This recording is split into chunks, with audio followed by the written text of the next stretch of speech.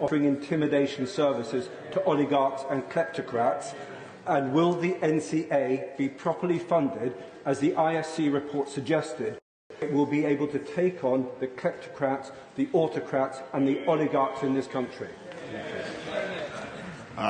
Mr. Speaker, I'm grateful. As I said in my opening statement, we are setting up a new combating kleptocracy cell in the National Crime Agency to target the very individuals that he mentions. Sarah Champion. Speaker, let no illusion. We are in an enormous humanitarian crisis, which could see massive loss of life and widespread suffering for the Ukrainian people, and all to suffer the warped Tsar complex of the Russian president. The attack on Ukraine is also likely to cause mass displacement of people, potentially triggering a significant refugee crisis in Europe. So can the Prime Minister tell us what he is doing to support the Ukrainian people who stay and those who choose to flee? She makes a very important point, and I'm grateful, Mr. Speaker, because the humanitarian impact threatens to be enormous, and that's why I've said what I've said about supporting those refugees as they come out of Ukraine.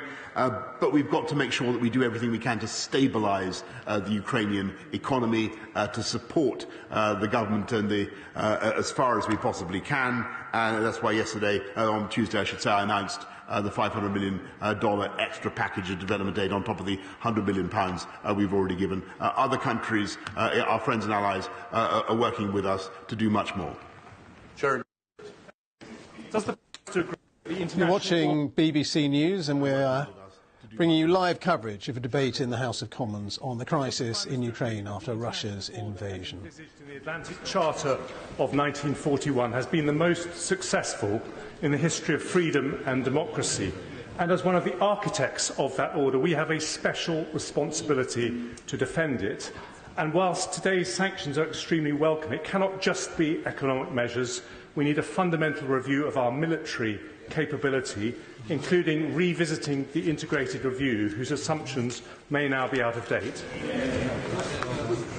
Mr. Speaker, the integrated review begins with the assertion that the most important area for our national security is the Euro-Atlantic area, as I believe I said to the honourable gentleman opposite on Tuesday. And that remains fundamental, and that's why we've continued with the investment that we have in NATO. We're the second biggest funder of NATO, as the honourable gentleman knows. But he's my right honourable friend knows. But he's right in what he says about what's at stake.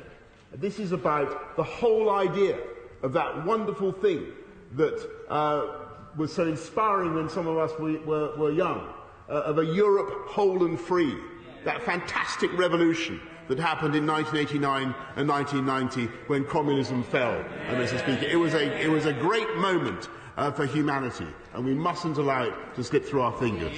Clive Lewis. Thank you, Mr. Speaker. I would like to say, on behalf of the people of Norwich, that we show our solidarity with the people of Ukraine. But warm words will not defend the Ukrainian people.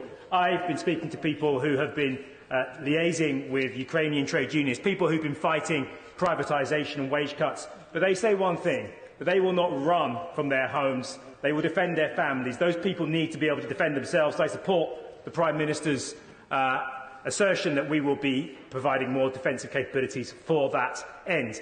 But let me say one thing, Prime Minister and Mr. Speaker. Will you agree, Prime Minister, that we must have an end to this by a negotiated settlement and not by an escalation of military means? Mr. Speaker, I think the whole House, everybody in the world, would want President Putin to have chosen the path of negotiation. He had that moment, and that's why, if you remember, we had that discussion in this House on Tuesday about that perilous moment which we all discussed. He had that opportunity. I'm afraid he's missed it. He's chosen the path of overwhelming violence and destruction. And I'm afraid that puts us on a very, very different course, and we have to accept that reality. David Davis. Everybody will wholeheartedly support the Prime Minister's sanctions, hopefully against all 140 Russian oligarchs that support Putin and against all the major banks. The Prime Minister also described the Russian state as a pariah state, and he's right, because they have broken international criminal law on a major scale. Can we actually implement our view of the pariah state by ensuring that everybody involved in that decision, if they leave Russia to go abroad, face international criminal sanctions wherever they go? I thank my right honourable friend, and that is exactly what we can now do, thanks to the measures that this House has passed. Neil Hamley. Thank you, Mr. Speaker. This morning we woke to the worst possible news, and I make no apology in hoping for a diplomatic solution. However, my party and I condemn the escalating Russian aggression. This is a fluid and developing situation, but we are now in uncharted territory. I can update the House that whilst there have been calls in this place for Alex Salmond to cease broadcasting on Russia Today, negotiations have obviously been happening in the background, and I can confirm that he has suspended broadcasting on Russia Today. But we must prepare for the worst. And I would ask the Prime Minister what strategy is he bringing forward to increase the capacity of North Sea oil and gas so that we can support ourselves and EU member states and protect our people from a further increase in the cost of living? Mr. Speaker, I must say I disagree profoundly with what he has had to say about negotiating now. I don't think that option is open to us. We must do our best to support and protect the people of Ukraine, and working with our international friends and allies to constrict what Vladimir Putin can do. And on his point about Russia Today, Mr. Speaker, I simply observe that the former leader of the Scottish Nationalist Party is his leader. Sorry, I'm so sorry. I'm sorry. His leader. I understand the pleas he entered in defence and mitigation. They don't seem to cut much ice with me. Sir Graham Brady.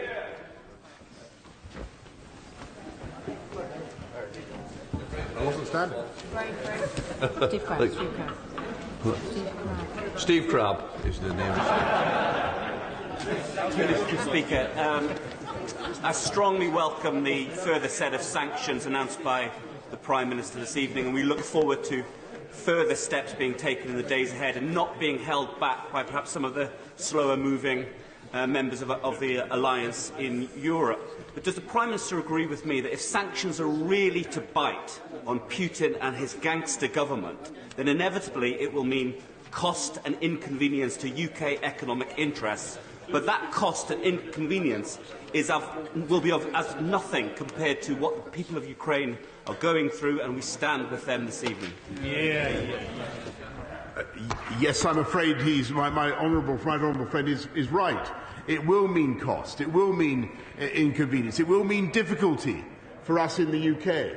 But that will be a price worth paying, Mr. Speaker, for defeating the objectives of Vladimir Putin and showing that aggression does not pay. Dame Diana Johnson.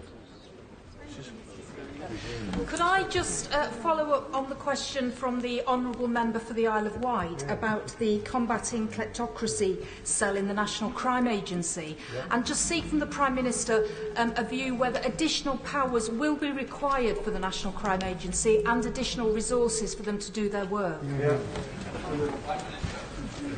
I thank her very much. They will, of course, they have plenty of existing statute, but the additional powers that they will have, amongst other things, will be the ability to peel back the facade of ownership, which I think will be extremely valuable. Jonathan Ginocchia. Thank you, Mr. Speaker. Whilst this terrible, appalling incident is, of course, directly the cause of Russia, I think it's appropriate that we also recognise that over the last 14 years, the UK, the EU, the US collectively have not been attentive to Russia in the way that we should. Can my right honourable friend now say that whatever happened in the past, moving forward, we are not going to let Russia fall between our fingers again? Mr. Speaker, I think the lesson of 2014 is that the whole of the West failed to respond in the way that we should. And when a sovereign country was invaded and part of that country was occupied, I'm afraid it was quite wrong that we tried to manage the situation with the various diplomatic processes that we did, which in the end produced absolutely nothing except finally this catastrophic invasion today. We have to a bitter lesson, Mr. Speaker, about how to deal with Vladimir Putin. Thank you, Mr. Speaker. I agree with the Prime Minister that it seems like the curtain has now come down on that era that began in 1989, and we've lived in an era of change since then. This now feels like a change of era. In this new era, the permissive environment that we created for the Kremlin's quartermasters to live, to invest and to party in London, sometimes with the Prime Minister himself, that must now come to an end. So let me ask the Prime Minister this. Will he undertake to ensure that every visa issued to a Russian dual national is now reviewed, and where proximity to President Putin is proven, that citizenship should be stripped away? Yes, Mr. Speaker, we are doing that, though I think it is. I just think it is worth the House remembering the point that I made the other day. Not every Russian is a bad person, Mr. Speaker. Mr. Speaker, can I welcome the package of sanctions the Prime Minister has set out? And whilst I understand why it's not been possible to suspend Russia from the SWIFT payment system at this stage, can I ask what work we're doing with our European allies to offer them reassurance so that eventually we can get to a position when they can be suspended, because that is by far and away the biggest thing that will isolate the Russian economy.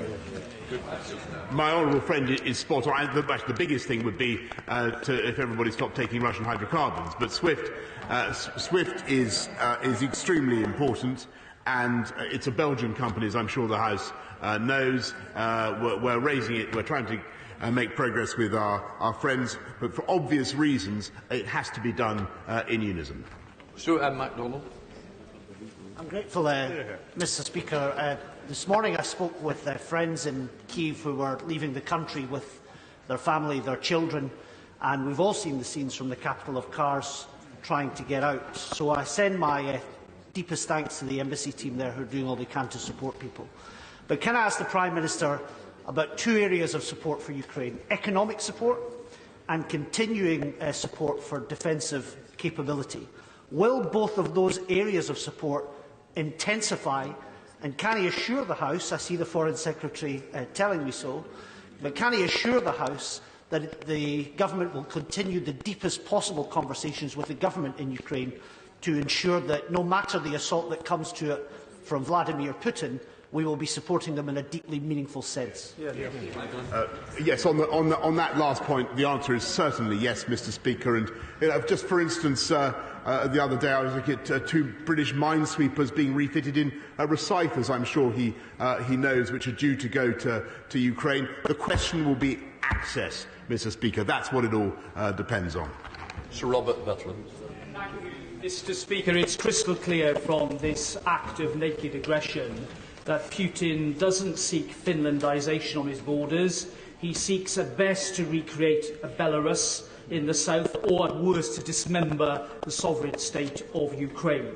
Does my right honourable friend agree with me that that does mean that we need to build upon the outcome of our integrated defence review? We do need to think differently about Eastern Europe from the past. And then at home, with his announcement on bringing forward economic crime measures, it seems that there is a consensus in this House that could allow us to bring forward emergency legislation to bring those important measures to really hit those people hard and hit them now.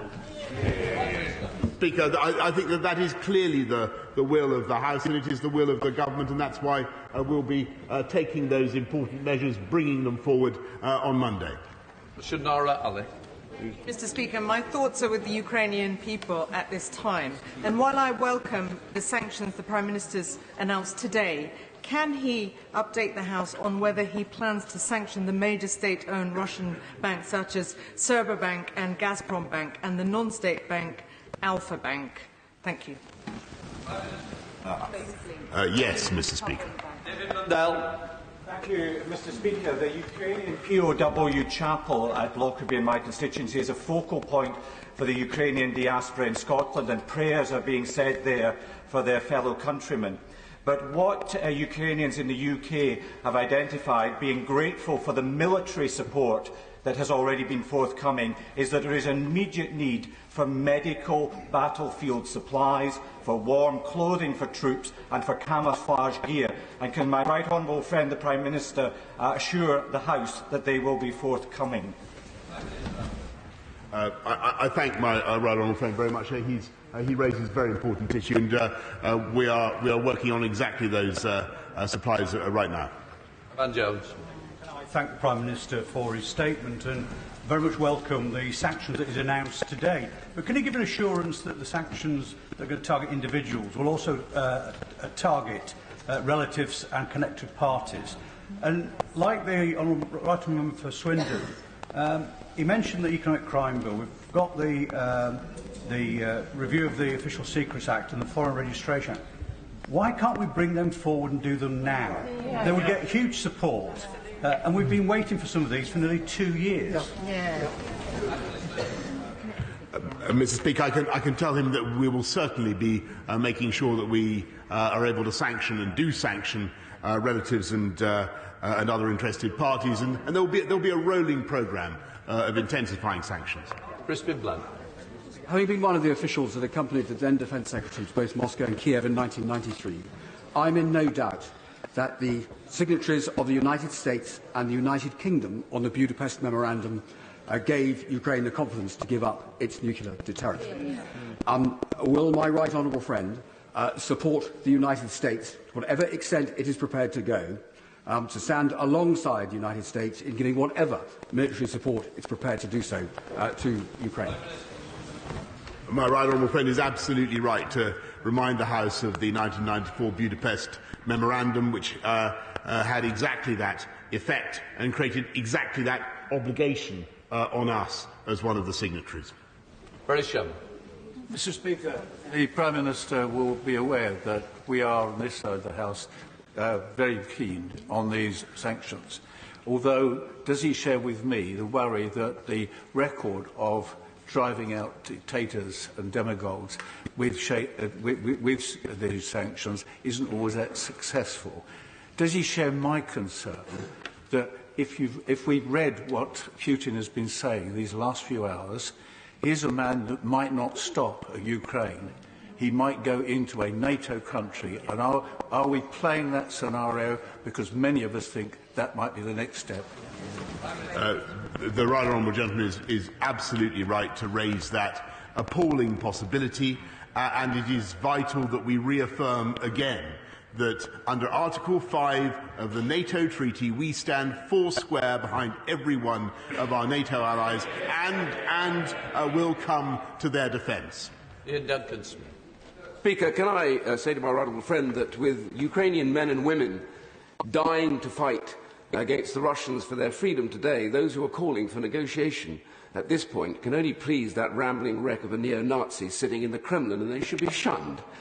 Secondly, can I just say to my honourable friend today, the ambassador from Ukraine asked desperately whether NATO would look at a no-fly zone. I know it's a difficult choice, but could my right honourable friend step to the dispatch box and make it clear that in this particular case, he rules nothing out?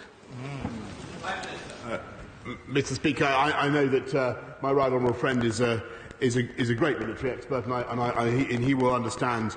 And I understand the attractions of the no-fly zone. I remember the no-fly zone that was created in 1991, as I recall, in northern Iraq. The situation here is very different.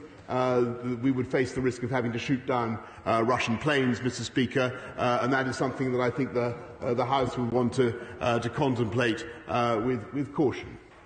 Lord Russell Moyle.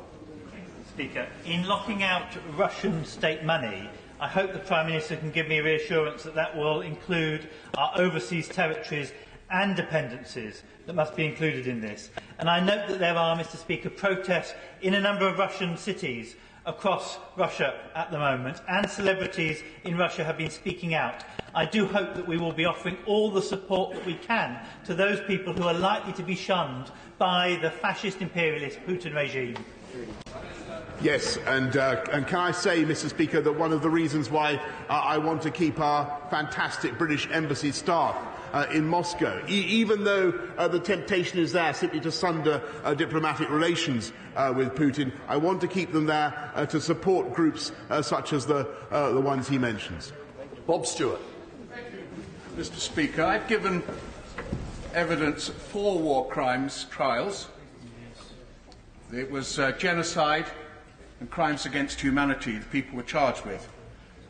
Could I ask my right honourable friend and the House to agree with me that any Russian who kills a Ukrainian must remember that one day they may well be brought to court for crimes against humanity or genocide? Yes, Mr. Speaker, and not just any Russian combatant, Mr. Speaker, but anyone who sends a Russian into battle to kill innocent Ukrainians. Bill Esterson. Thank you, Mr. Speaker. President Zelensky has called for the toughest possible sanctions. For them to be the toughest possible, that must mean immediate. So, in his statement, he talked about in the next session for the economic measures, including on Companies House and on the Register of Overseas Property Ownership. But in answer to the Right Honourable Member for Swindon, he said something about bringing forward on Monday. Which of these is it? And if it is Monday, will it have the same effect as is required for that immediate action? We'll be bringing it forward on Monday, Mr. Speaker, and we will have. I hope, and I'm grateful for the support of the opposition. We want immediately to start cracking down on these individuals. Jesse Dolman. Well, we're going to leave that debate now in the House of Commons on Russia's invasion of Ukraine. And just to sum up what was said, the Prime Minister began that debate by saying how he now believes that President Putin was always determined to attack his neighbour all along, despite those diplomatic talks. Boris Johnson said Putin, quote, will never be able to cleanse the blood of Ukraine from his hands. He denounced the Russian leader as a blood-stained aggressor who believes in imperial conquest. The Prime Minister also announced in that debate what he called the largest and most severe sanctions that Russia has ever seen, including an asset freeze on more than 100 Russian companies, entities and individuals, and new financial measures to exclude Russian banks from the British financial system. He also said the government will ban the Russian airline Aeroflot from the United Kingdom, and he also said that in terms of other measures, nothing is off the table. You've been watching BBC News.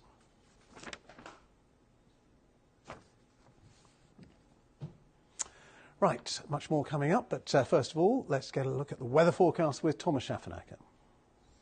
It's been a cold day with frequent wintry showers, even some sleet in the south of the country during the afternoon on Thursday. We can look forward to a much calmer day with lighter winds and more sunshine on Friday, although the morning's going to be a little on the nippy side. Now, here's our radar, and this is the extent of the wintry showers across Scotland. You can see where the white is, that's where it's been snowing.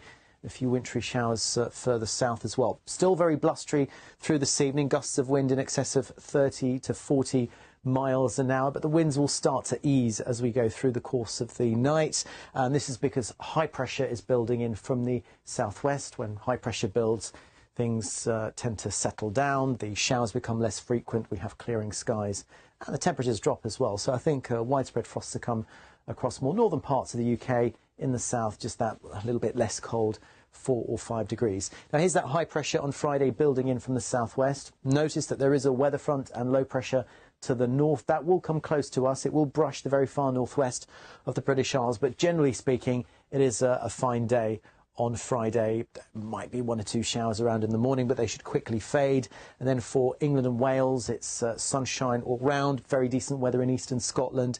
Decent enough, I think, in Belfast, but you can see here in the Western Isles and certainly for the Outer Hebrides, it could be pretty cloudy and wet at times. Temperatures are not desperately low, but around about 9 to 11 degrees. So high pressure is dominating the weather across many western and central parts of Europe. It's also driving our weather here in the UK, but we're just on the edge of that high pressure, which means that the weather fronts and the low pressures tend to sort of go around that area of high pressure. And here, I think, always more breezy, always a bit more cloud, whereas further east and south, the better the weather will be. But overall, Saturday is looking dry and bright at the very least for most of us, with temperatures of around 12 degrees in the south, 10 degrees in Aberdeen. And then on Sunday, it looks as though we're in for another fine day across most parts of the country. But come Monday, I think it will cloud over. One of these weather fronts will come in and bring some outbreaks of rain. And you can see the rain here on Monday in some of the towns and cities. Bye-bye.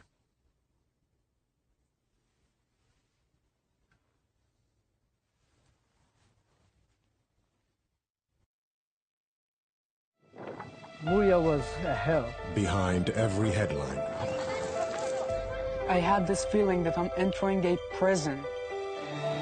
there is a human story.